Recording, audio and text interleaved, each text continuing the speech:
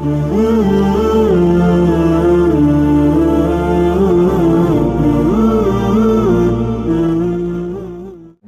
Walid Al-Habib Hussein bin Hamid Al-Atos, pada beliau kami persilakan dengan segala hormat.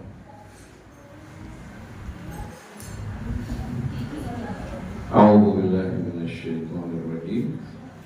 Bismillahirrahmanirrahim. Alhamdulillahi rabbil alamin. Allahumma shalli ala sayyidina Muhammadin wa ala ali sayyidina.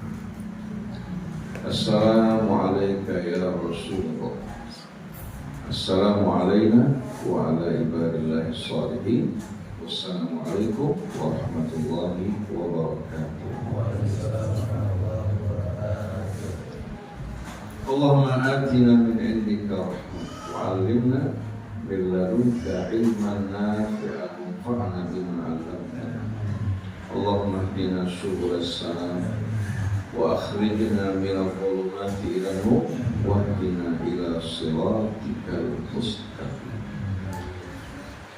Amma ba'du. Ya, saya hormati Ustaz Sayyidi Amin serta keluarga, begitu juga para guru, para pejuang yang berjuang di jalan Allah Subhanahu wa Ta'ala, bapak-bapaknya, ibu-ibunya, semoga senantiasa kita berada di jalan yang Allah ridhoi. Allah lindungi kita agar tidak keluar dan berpaling dari keridhaannya. Pada akhir hayat Allah ampuni seluruh dosa kita dan tutup hidup kita dalam keadaan husnul khatimah. Semoga Allah kumpulkan kita kelak bersama Nabi kita Muhammad sallallahu alaihi wasallam. Begitu juga para keluarganya, para sahabatnya. Betapa indahnya kelak apabila kita dikumpulkan bersama kaum mukminin yang merupakan keluarga besar kita yang berasal dari ayah ibu yang sama. Di sana manusia bukan lagi disatukan dengan warna kulit, suku, bangsa, nasab, tapi disatukan dalam iman dan Islam. Innamal mu'minuna ikhwatun wa aslihu baina akhawaykum wattaqullaha la'allakum turhamun.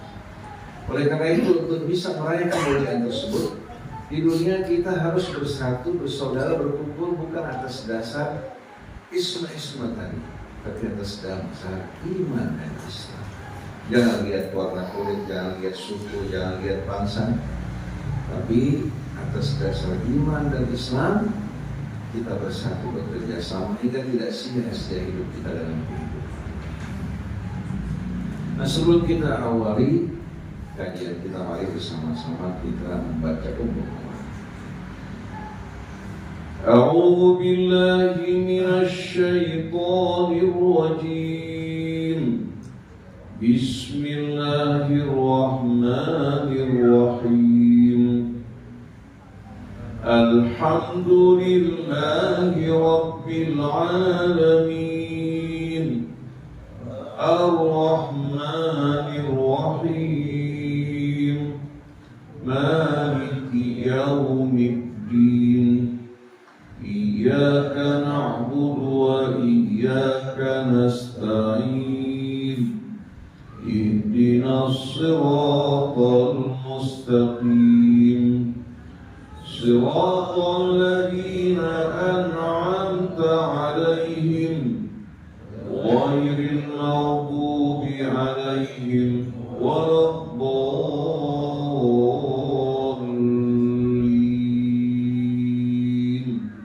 Amin ya rabbal alamin. Para jamaah hadirin hadirat Bapak Ibu yang dirahmati, dalam kesempatan ini saya berbicara tentang sebab utama kemunduran, kerapuhan, dan kelemahan umat Islam. Sebagian orang berpendapat bahwa mundurnya umat Islam disebabkan karena bekal ilmu mereka yang kurang. Sebagian lagi beranggapan disebabkan karena ekonomi mereka yang lemah. Sebagian lagi beranggapan karena kekuatan Zionis dan musuh-musuh Islam yang bekerja sama bersatu hingga membuat kita umat Islam tidak berdaya. Ternyata semua ini merupakan klaim-klaim yang tidak benar.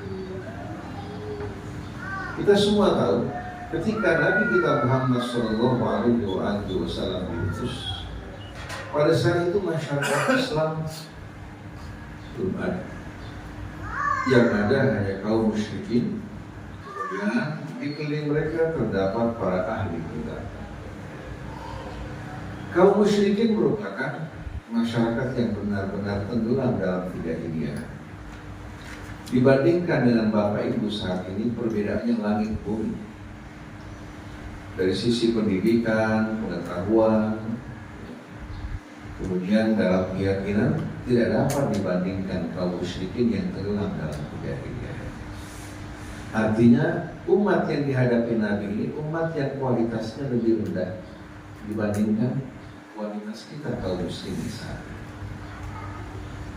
Tapi Nabi berhasil menghidupkan mereka kembali, seolah-olah mereka baru lahir dalam kehidupan dunia. Karena antara umat yang dibina Nabi dan sebelumnya jauh betul-betul perbedaan. Renungkan firman Allah. Huwallazi ba'atsa fil ummiyina rasulan. Dia, itu Allah, yang telah mengutus di tengah masyarakat ummiyin. Kata ummiyin itu menggambarkan orang yang tidak mengencap pendidikan, masih dalam keadaan betul-betul nol. Seorang rasul bukan datang dari tempat asing, tapi yang berasal dari kalangan mereka. Artinya yang tumbuh dalam lingkungan jahiliyah, tapi beliau tidak tercemar oleh tradisi budaya jahiliyah. Apa yang beliau lakukan untuk dapat melakukan perubahan di tengah mereka? Yatlu alaihim ayati. Beliau membacakan, menerangkan di tengah-tengah mereka ayat-ayat Allah. Ayat-ayat Allah terbagi dua. Ada ayat-ayat yang termasuk dalam bilangan wahyu ilahi seperti Al-Quran. Itu merupakan ayat-ayat yang kembali ke dalam kategori wahyu. Tapi ada ayat-ayat Allah yang dinamakan ayat kauniyah, ayat-ayat Allah yang terdapat bertaburan di seluruh penjuru alam semesta. Semuanya menunjukkan keteraturan, menunjukkan keharmonian, yang semuanya menunjuk bahwa pencipta dan pengaturnya satu. Karena kalau seandainya ada selain Allah, pasti akan terjadi apa? Kerusakan. Sebagaimana firman Allah, walau kana fihi ma'alihatun illallah la fasadata. Kalau di langit di bumi terdapat Tuhan selain dari Allah, langit bumi akan mengalami kehancuran. Dia yang menciptakan tanpa ada sebelumnya, dia juga yang menata dan mengatur, dia yang menguji manusia dan dia yang akan mengadili manusia. Bukan seperti keyakinan Hindu, ada Wisnu, Tuhan, dan katakan pencipta. Ada Shiva sebagai Tuhan apa? Penghancur. Ada Brahma sebagai pengatur. Nah, bayangkan coba kalau yang satu membangun, yang satu menjaga, yang satu menghancurkan, apa ini? Tapi kalau Allah, dialah Rabbus samawati wal ardi wa ma bainahuma. Dia penciptanya, dia pengatur, dia penjaga, dia pemeliharanya. Oleh karena itu, di antara nama beliau Al-Hayy yang menganugerahkan kehidupan, Al-Qayyum yang menjadi tonggak, penjaga, pemelihara, pengurus langit dan bumi. Allah yang telah mengutus Rasulnya datang dari sisi sang pencipta dan penguasa. Seorang Rasul dari kalangan mereka, yatlu alaihim ayati. Perlu kita bedakan dalam bahasa Arab antara yaqra'u sama yatlu. Dalam terjemahan bahasa Indonesia, yatlu diartikan membaca, qara'a juga diartikan membaca. Padahal kata qara'a yaqra'u adalah apa?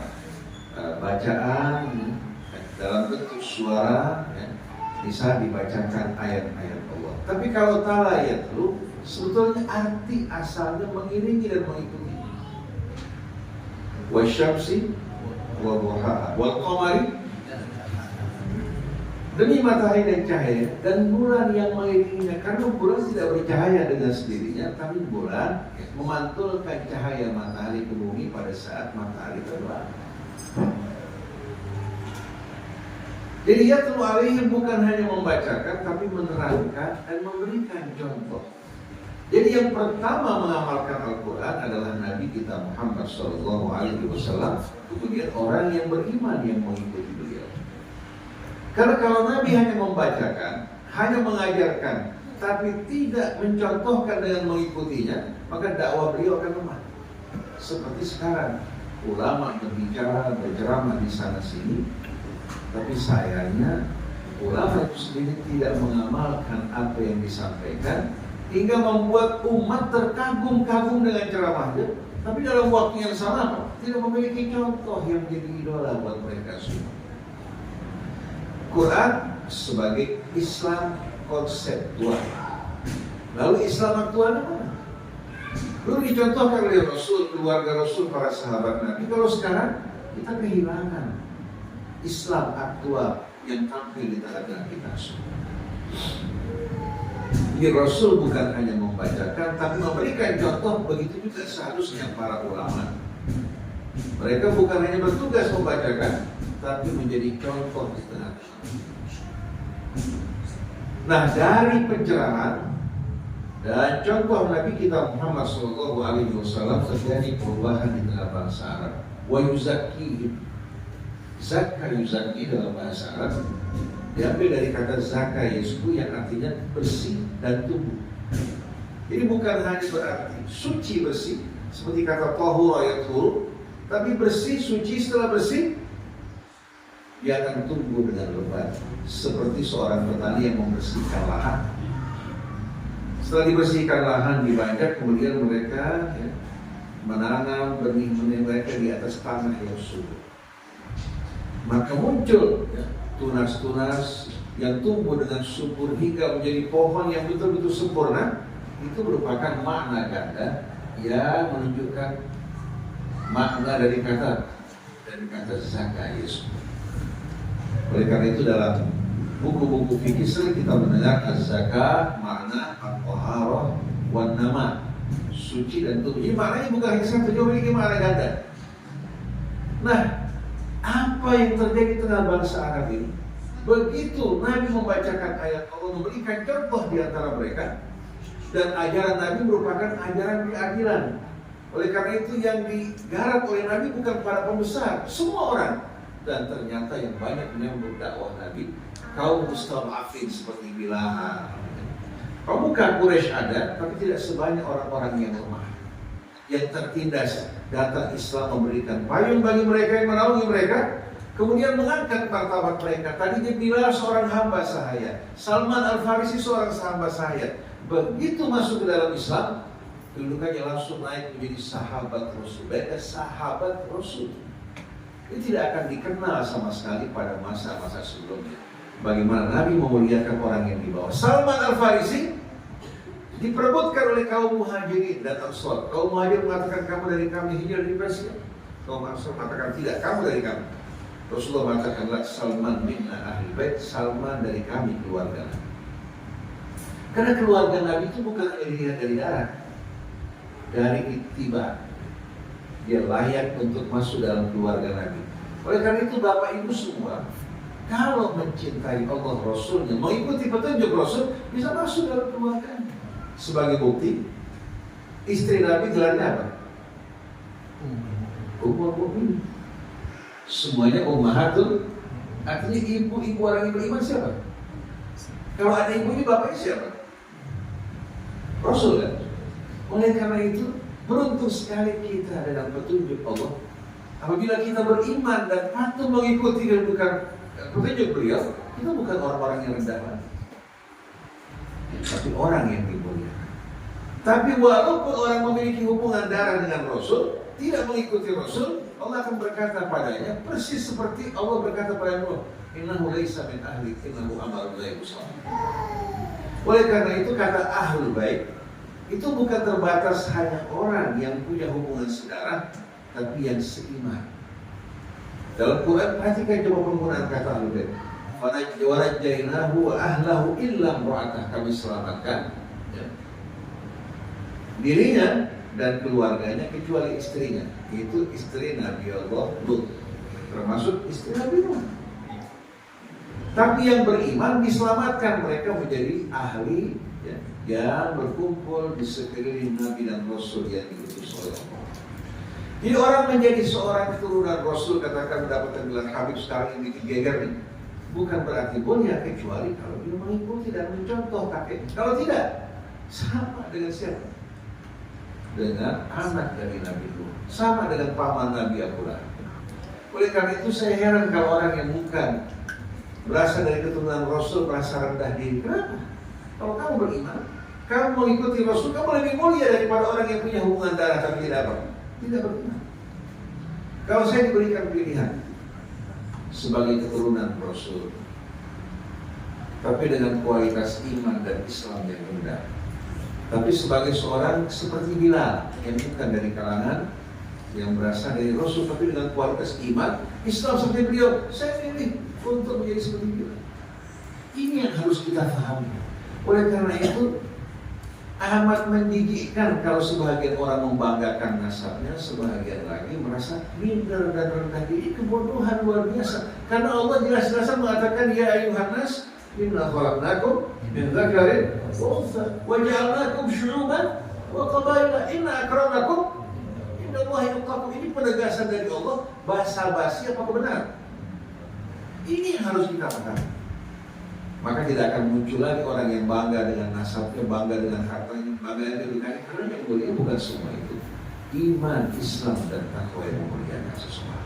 Nah, dengan dakwah Nabi ini yang menyatukan manusia, memuliakan manusia, berhasil mensucikan jiwa mereka, menumbuhkan nilai-nilai mulia di tengah. Wa yu'allimuhumul kitab wal hikmah, dan langsung Allah yang mengajarkan mereka Alkitab ini, Quran. Langsung pengajaran dari Allah. Ar-Rahmanu 'allama, bukan dari seorang manusia, bukan juga dari Nabi. Nabi cuma menyampaikan, mencontohkan, tapi dia merupakan kitab yang turun dari Allah, dan Allah mengajarkan langsung Al-Quran. Wal hikmah, juga mengajarkan kebijaksanaan hidup yang amat indah. Wa in kanu min qablu la fi dhalalin mubin, walaupun sebelumnya, perhatikan juga. Wa in kanu, walaupun pada masa sebelumnya mereka benar-benar berada dalam kesesatan yang nyata, terang. Kira-kira jaraknya berapa tahun? Nanti cuma 13 tahun, 10 tahun juga. Terjadi perubahan yang luar biasa. Kita berapa lama jadi orang Islam? Kita mundur, kita lemah, yang kita salahkan takdir Allah, disalahkan karena masalah ekonomi, masalah kekuatan musuh-musuh Islam sangat besar. Karena Nabi pada saat itu justru pada kondisi yang lemah, kemudian Allah Subhanahu wa ta'ala muliakan mereka. Dan Allah berjanji kalau seandainya penduduk negeri beriman bertakwa, kami akan buka pintu keberkahan dari langit dan bumi. Tahu tidak para jemaah sekalian, dalam waktu relatif singkat, perekonomian yang dikuasai Zionis atau Yahudi di Madinah beralih ke tangan umat Islam. Dulu mereka menghutan dari orang Yahudi, sampai ada yang menggadaikan sawahnya, perkebunannya, menggadaikan juga ternaknya, menggadaikan diri mereka untuk dapat pinjaman supaya bisa berperang. Datang Nabi, membebaskan mereka semua dari pinjaman, kemudian memberikan mereka modal untuk berusaha berniaga hingga menjadi umat yang kaya raya. Islam dan iman dengan Al-Qur'annya dan contoh Nabi yang berubah kehidupan mereka. Jadi kalau kita bertanya apa yang menjadi penyebab kemunduran kita sebetulnya? Karena kita miskin. Nabi bersama sahabat dulu miskin. Apa karena musuh kuat? Musuh Islam pada saat itu luar biasa. Nabi seorang diri bersama beberapa orang yang beriman di Mekah. Di Madinah, orang Yahudi musyrikin bersatu dalam perang Ahzab memerangi Nabi. Tapi semua dihancurkan Allah Subhanahu wa ta'ala. Jadi masalahnya sebetulnya ada. Kita semua tahu para jamaah sekalian, bagaimanapun orang memiliki ilmu yang luas, kedudukan yang tinggi, tapi kalau tidak dibekali dengan akhlak yang mulia sesuai dengan pertumbuhan ilmunya akan sia-sia, tidak berguna. Dia bertambah ilmu tapi akhlaknya tidak tumbuh, berkembang dan tambah, maka orang semacam ini bukan menjadi kebaikan buat umat, malah menjadi sebab kehancuran. Diberikan ilmu, yaitu ilmu agama, pengetahuan, tapi dia bersikap angkuh dan sombong, memanfaatkan agama dengan ilmunya untuk tujuan pribadinya, umat hancur, pasti akan hancur. Oleh karena itu Rasul menerangkan di sini hal yang amat penting. Innama bu'ithtu liutammima makarim. Aku diutus oleh Allah. Ini kesimpulan dari ajaran beliau untuk menyempurnakan makarim al-akhlak. Perhatikan, kata menyempurnakan bukan menanamkan. Artinya akhlak itu sudah ada dalam setiap manusia. Benih-benihnya sudah ada. Nabi datang mengasah, mengasuh, menyirami, memupuk hingga tumbuh menjadi apa? Menjadi betul-betul syajarah thayyibah dalam kehidupan. Jadi walaupun seorang ayah ibunya musyrik, ayahnya seorang penjahat, begitu lahir ke dunia dilahirkan dalam keadaan suci bersih, al-fitrah. Nah, ajaran Allah yang datang ini bukan mengajarkan sesuatu yang baru, tapi ajaran Allah ini dengan Qurannya justru selaras dengan fitrah manusia ketika pertama dilahirkan, mengasah, mengasuh, memupuk. Jadi bukan membawa sesuatu yang asing, tapi justru bertujuan untuk menyempurnakan nilai-nilai mulia yang sudah ada pada manusia.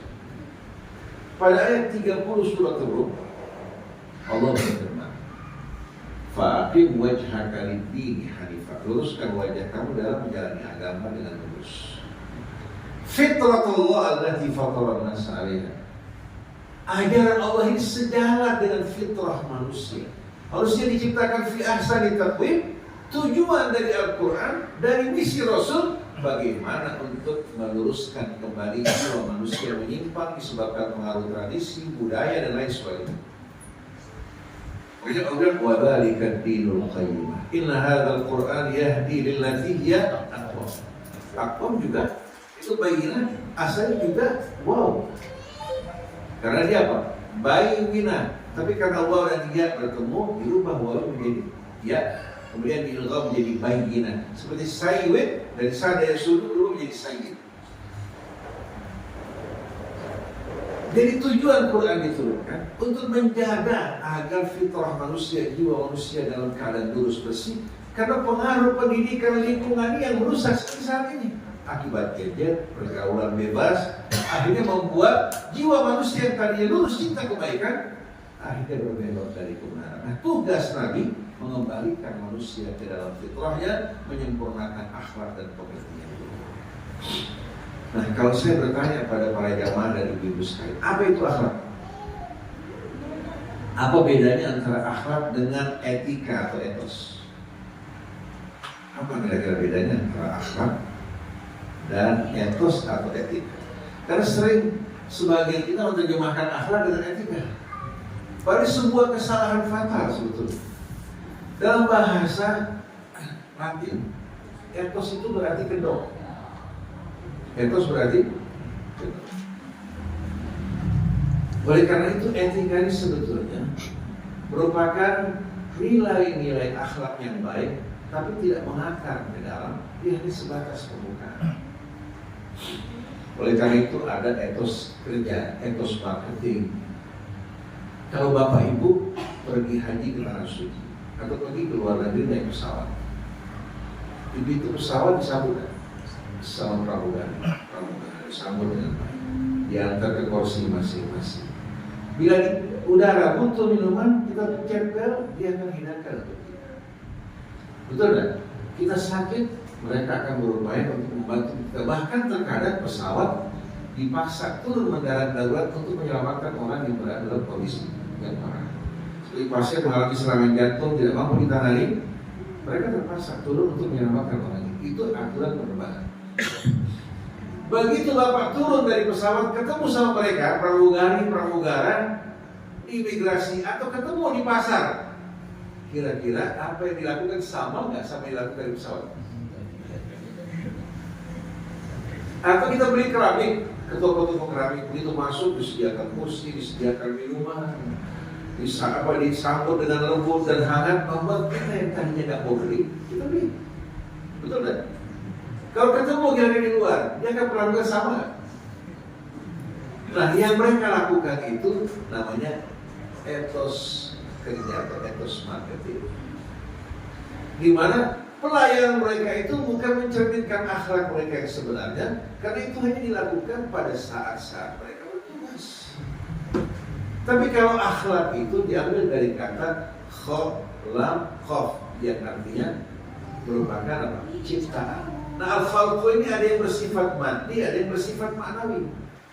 Al-maddi itu yang bersifat materi. Semua yang bersifat materi di alam raya ini merupakan ciptaan Allah. Begitu juga akhlak yang bersifat ma'nawi ini, itu juga merupakan tanaman Allah langsung. Ditanam Allah langsung sebelum manusia belajar, bahkan sebelum datang para nabi, para rasul, nilai-nilai benih akhlak sudah ada dalam jiwa manusia.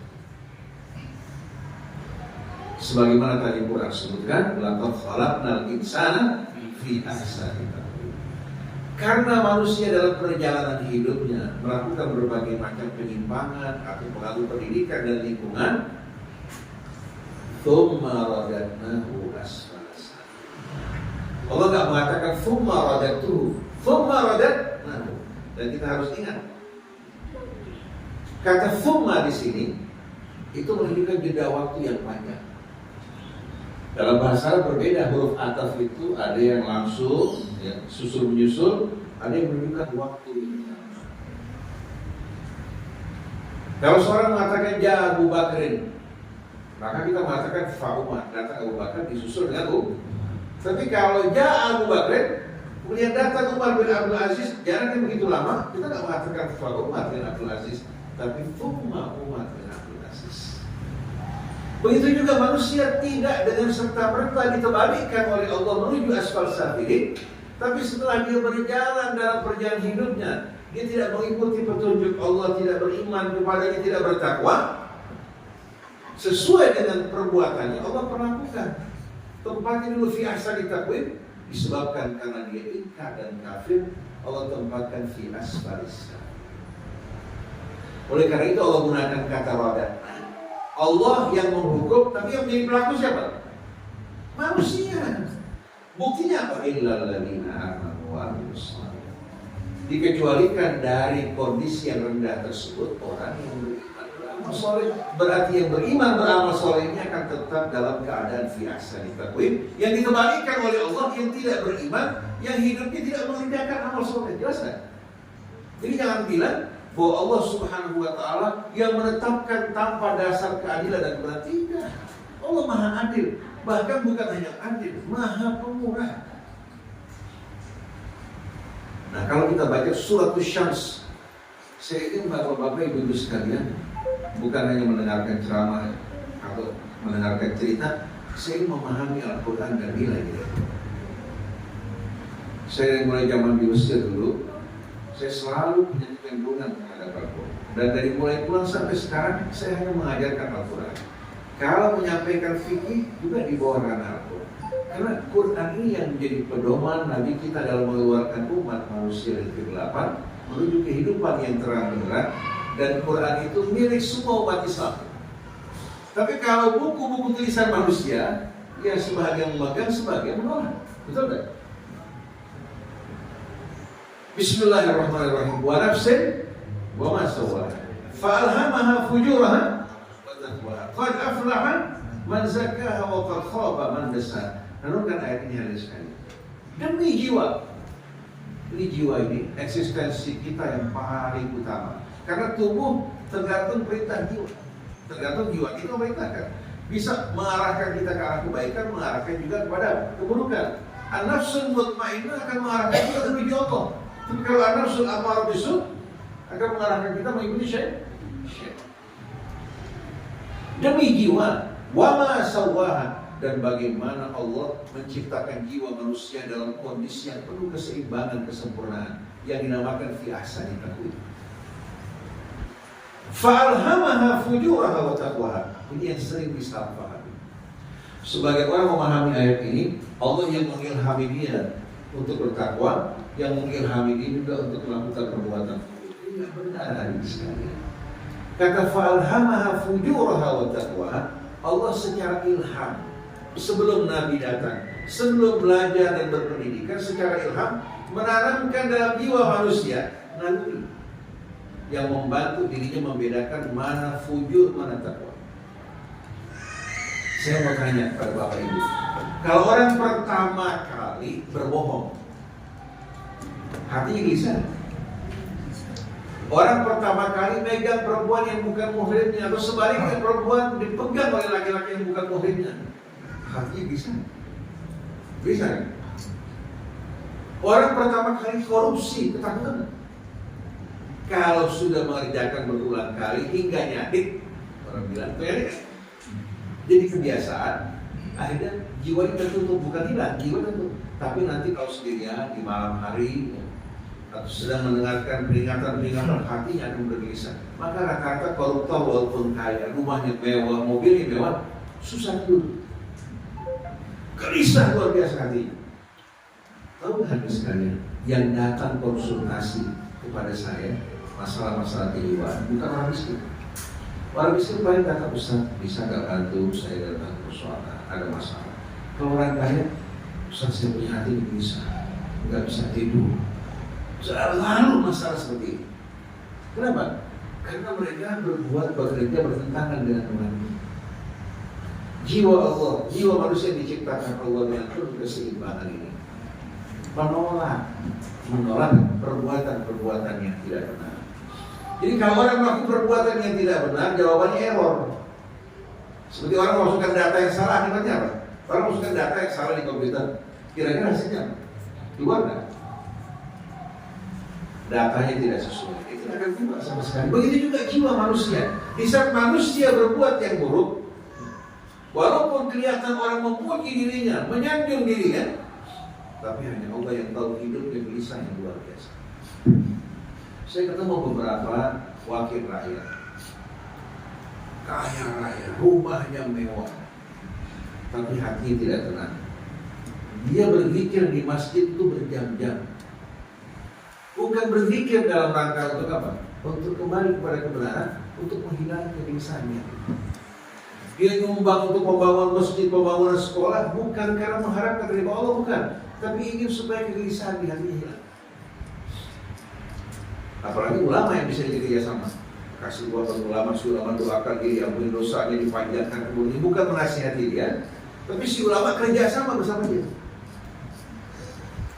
Jadi banyak ustaz-ustaz yang seharusnya memberikan nasihat bagi pejabat, memberikan peringatan, tapi doakan supaya jabatannya kembali jabatannya kembali diangkat pulang. Kemudian juga minta apa?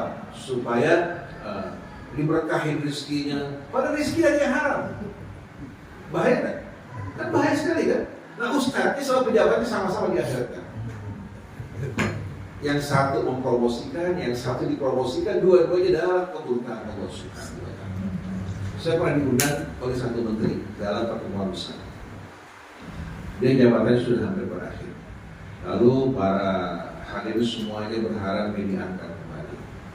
Saya bilang kalau saya diminta mendoakan beliau untuk diangkat kembali, saya takut di hadapan Allah. Jadi saya berdoa mudah-mudahan kalau dia menjabat kembali akan membuat dia berjalan dalam keridhaan Allah, bermanfaat untuk bangsa negara. Saya doakan semoga Allah kembali memberikan kepercayaan. Kalau tidak akan berakibat buruk buat dirinya di akhirat nanti dan berbahaya buat bangsa dan negara. Mudah-mudahan Allah bebaskan dia dari tanggung jawab yang besar tersebut. Betul nggak Pak? Terpaksa dijawab betul. Jabatan ini sebetulnya kotoran. Orang yang mengejar jabatan orang-orang yang amat kotor. Kecuali yang mengejar keridhaan Allah, jabatan hanya sarana. Yang ada sekarang orang yang memasang baliho-baliho di luar biasa hari sekalian. Orang tahu bagaimana akhlak pribadi. Maka orang nggak kenal mereka sebelumnya. Nah, berhadapan dengan orang seperti ini, mereka manfaatkan kita, dimanfaatkan ustadz, kiai, selesai permainan mereka dibuang ke kerajaan. Jadi kita umat Islam bukan memperbaiki bangsa kita, negara kita dimanfaatkan. Bukan kita yang memperbaiki, meluruskan mereka, kita dimanfaatkan untuk ikut mereka. Ini merupakan kenyataan dan fakta. Jadi kalau ada orang minta dukungan, kalau seandainya akan membawa kebaikan buat kamu dunia akhirat dan buat bangsa, semoga Allah percayakan kamu. Kalau tidak, semoga Allah selamatkan kamu dari semua ini dan selamatkan bangsa.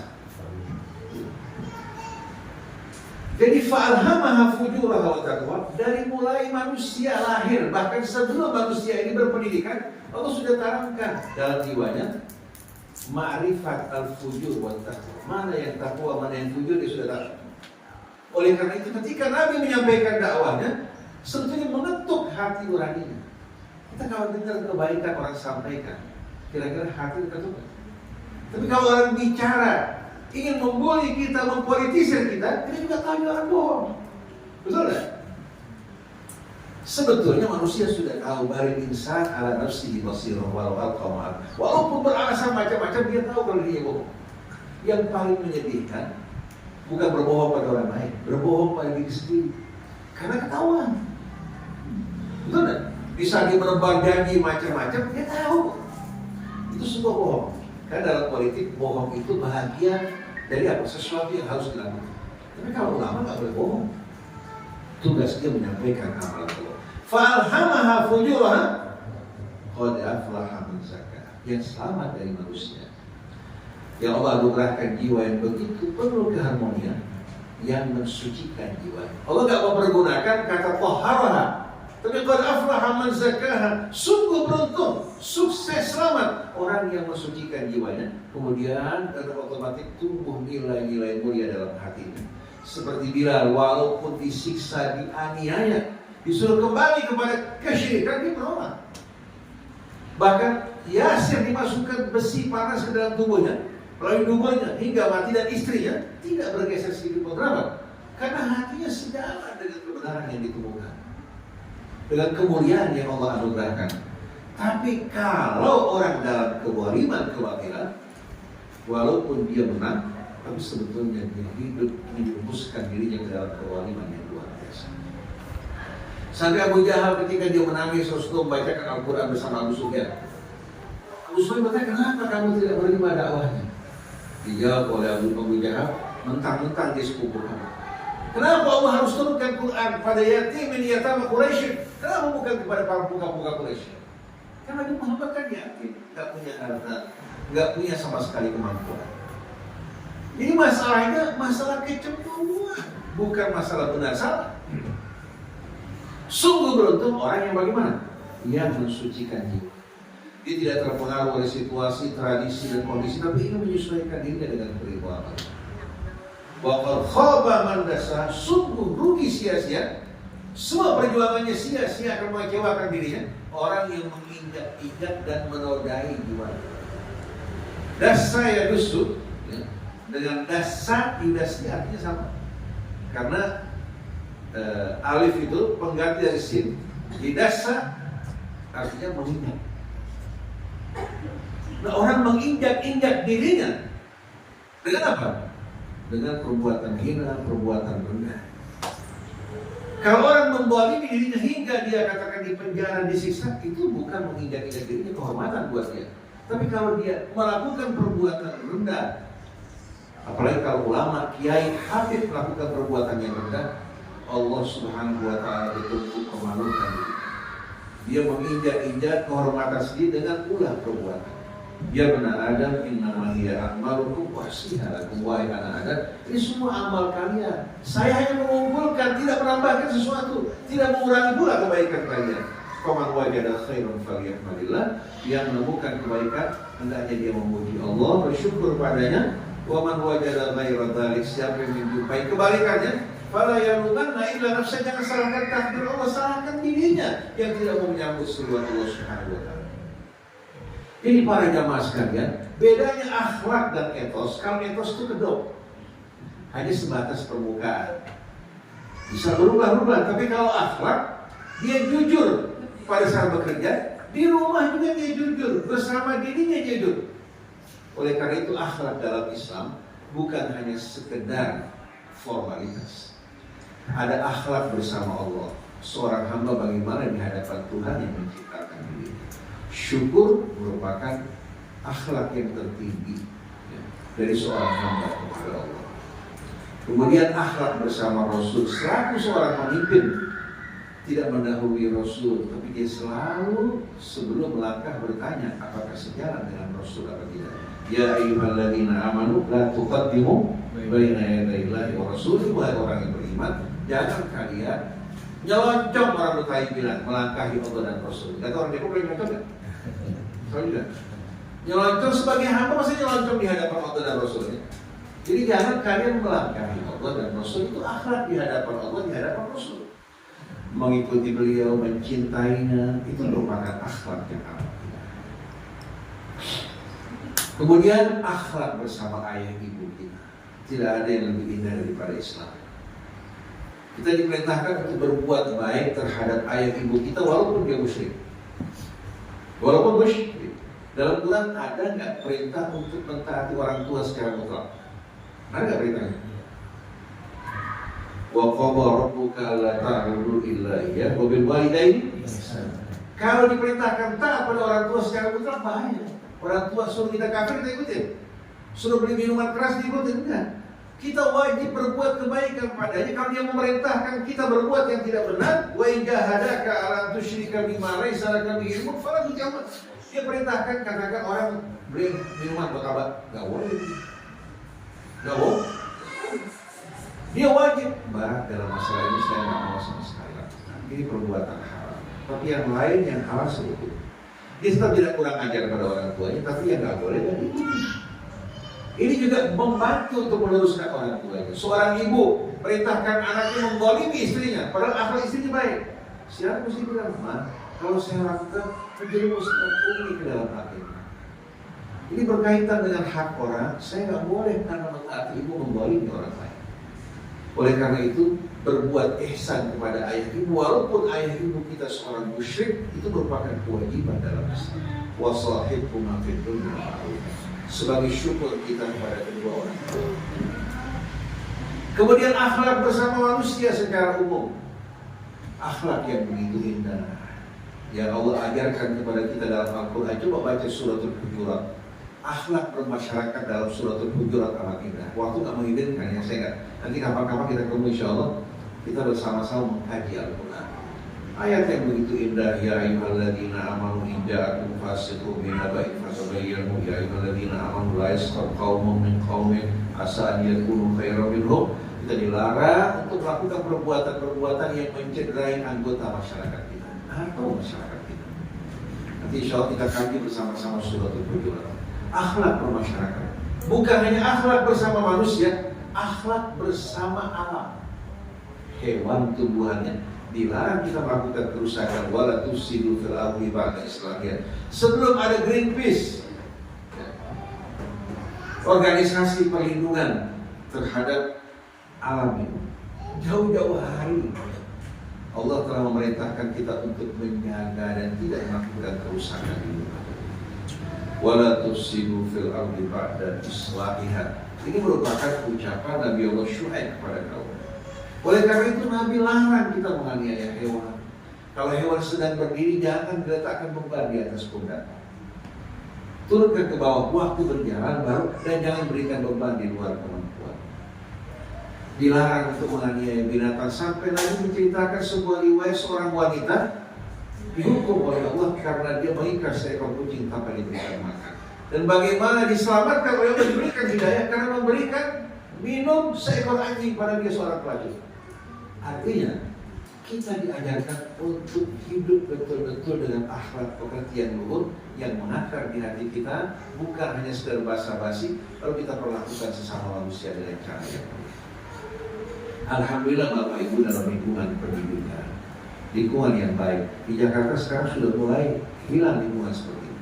Saya kemarin bertemu dengan seorang tokoh yang terkemuka, seorang kiai yang akhlaknya baik. Saya termasuk mencintai beliau. Akhlak beliau lebih baik dari saya. Dia bilang, Ustaz, Saya sedih sekali. Kemudian ditinggal di arah Capek. Saya mengajak pemuda-pemuda orang tua di lingkungan kita untuk mengaji. Saya sediakan makanan, sediakan minum, bukan datang terima sesuatu dari mereka. Dia bahkan yang mengeluarkan. Dan orangnya akhlaknya baik, bicaranya pun enak. Tapi ternyata yang datang ke pengajian orang-orang dari jauh, orang-orang pendatang dari luar yang kerja, itu yang datang. Masyarakat sudah tidak mau mengaji. Mereka asyik dengan gadget, bapak-bapak, ibu-ibu, anak-anak, bahkan tinggal sekamar bareng-bareng, bapaknya pegang handphone, ibunya pegang handphone. Jadi komunikasi nggak jalan. Kalau ingin ngobrol, ya telepon walaupun depan orangnya. Karena kalau ditelepon, ditelepon lagi sekali, baru nyambung. Bahaya kan? Jadi silaturahmi pun terputus walaupun dalam lingkungan kamar, gara-gara gadget. Nah sekarang di Jakarta karena perkembangan mungkin ekonomi juga, orang-orang tua ya, memberikan anak mereka handphone dengan bebas tanpa sama sekali kontrol. Padahal Steve Jobs yang menciptakan Apple melarang anaknya untuk menggunakan handphone ya, dan peralatan-peralatan semacam ini, dan diberikan batas waktu hanya pada masa-masa pendidikan. Tapi kita sekarang kita harus, mudah-mudahan lingkungan kita ini jangan sampai terbawa arus. Kalau bisa ulama, tokoh masyarakat jangan menunggu, turun ke tengah masyarakat, mengajak mereka dengan bahasa penuh dengan kebaikan, membantu orang-orang yang susah, menolong mereka yang membutuhkan pertolongan, untuk mempererat hubungan di antara kita semua. Dan yang paling utama, didik anak-anak didik kita di sekolah ini sebelum ilmu asal. Oleh karena itu kita harus mulai dari diri kita sebelum orang lain. Saya terang-terangan ketika menyaksikan debat geger nasab, saya bersedih. Sedihnya karena bukan kita bicara mengenai esensi dakwah Nabi. Saya ingin malah kita punya hal-hal kita, saudara-saudara ibu kita, ya, kita punya akhwal, mesti bicara mengenai rata-rata orang Indonesia, karena bapak kita datang ke Indonesia gak boleh istilah. Jadi orang Indonesia itu paman kita. Saya ingin mengkritisi akhlak Habib yang benar. Masa akhlak kamu seperti ini? Kamu mengaku sebagai Rasul, jadi contoh di tengah-tengah kita. Jadi dengan cara seperti ini ada perubahan. Nah orang-orang yang bukan dari keluarga Rasul, keturunan Rasul, dalam hubungan darah, dia akan merasa minder atau merasa ini. Karena kalau dia beriman bertakwa lebih mulia. Kalau tujuannya iman dan takwa. Jadi kalau seandainya ulama-ulama, kiai-kiai menjumpai Habib akhlak yang kurang bagus, suka membanggakan diri, kritisi, berikan nasihat. Karena kalau dari saya ngomong, nggak dengerin. Tapi kalau dari hal-hal kita yang bicara, mereka betul-betul kumpul. Saya sering menyampaikan nasihat, tapi dianggap oleh mereka aneh-aneh. Nah, saya ingin dari keluarga ibu kita ini, pada saat melihat Habib-Habib yang bicara sembarangan, yang tidak benar, yang berkelakuan buruk, bisa menegur mereka. Karena dari mulai zaman kita kecil, sebetulnya Habib juga dirusak oleh masyarakat. Di zaman kita kalau kampung-kampung, wah Habib sih biar gak beramal bakal masuk surga di kantor Rasulullah. Habib biar gak belajar juga hanya apa? Bakal berilmu. Akhirnya sendiri bodoh, jadi gak beranak. Kalau jadi kan aja. Kalau jadi kan, perhatikan coba. Rata-rata di kampung-kampung ini sering mereka dielulukan sampai akhirnya apa? Masyarakatnya jadi baik, Habib rusak. Ini terus tadi bukan cerita kosong. Kalau kita lihat ketakutan, ya Allah, kita kok belum berkembang. Karena saya baca Al-Quran, mulai bisa baca Quran, habis tamat SD. Setelah masuk ke pesantren bersama beliau, guru saya namanya Ustadz Syadiri yang ajarkan Quran, teman beliau. Baru mulai belajar Quran, belajar bahasa Arab dengan penuh semangat. Tapi sebagian teman-teman kita, oh itu sih enak, anak Ustadz cucu Rasulullah, itu sih gak perlu belajar, gak perlu apa. Akhirnya ini berusaha kita secara gak langsung. Allah kasih, alhamdulillah Allah lindungi kita semuanya. Rupanya syaitan masuk ke Habib, masuk juga ke luar Habibnya, saling merusak satu dengan lain. Karena kewajiban kita bersama ma'ruf bernahi munkar. Ada yang salah, tegur, tapi dengan bahasa yang satu.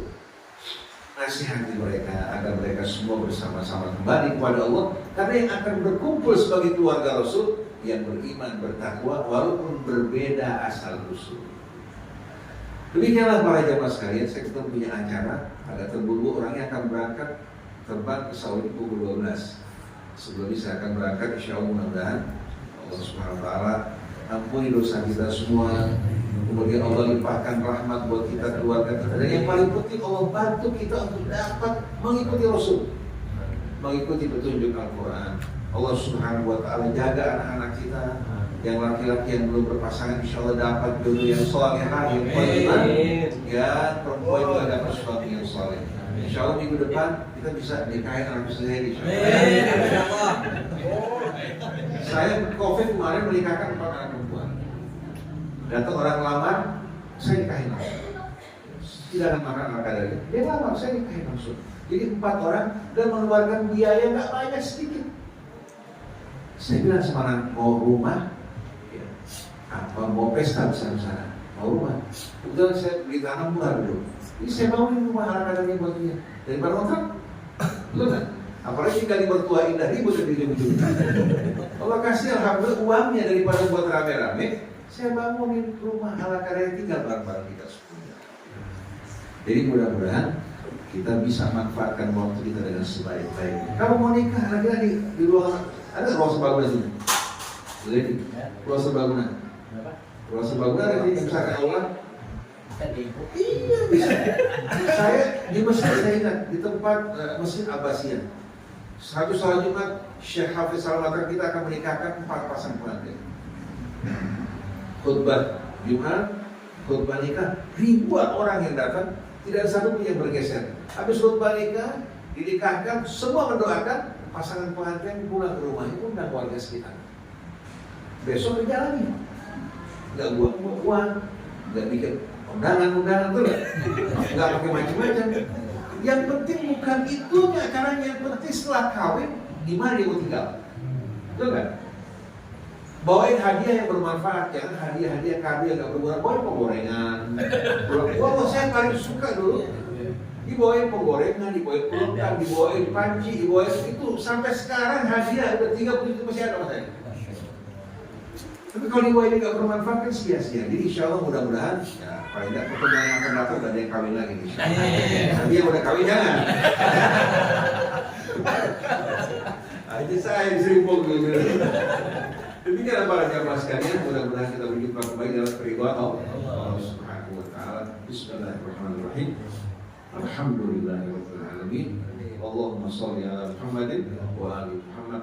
Rabbana ighfir lana warhamna wa tub 'alaina innaka antat tawwabur rahim. Allahumma ighfir lana ma qaddamna wa ma akharna wa ma asrarna wa ma a'lanna wa ma asrafna wa ma anta a'lamu bihi minna antal muqaddimu wa antal muakhir la ilaha illa ant. Allahumma ij'al jam'ana hadza jam'an marhuman wa tafarruqana min ba'dihi tafarruqan ma'suma wa la taj'al fina wa la minna wa la 'alaina syaqiyyan wa la mahruman waghfir lana wa liwalidayna wa lil mu'minina yawma yaqumul hisab. Rabbana atina fid dunya hasanah wa fil akhirati hasanah wa qina adzaban nar. Rabbana taqabbal minna innaka antas samiul alim wa tub 'alaina innaka antat tawwabur rahim. Walhamdulillahi rabbil alamin. Saya sama beliau di RSS, kamar saya nggak jauh-jauh. Tapi beliau masih awet muda.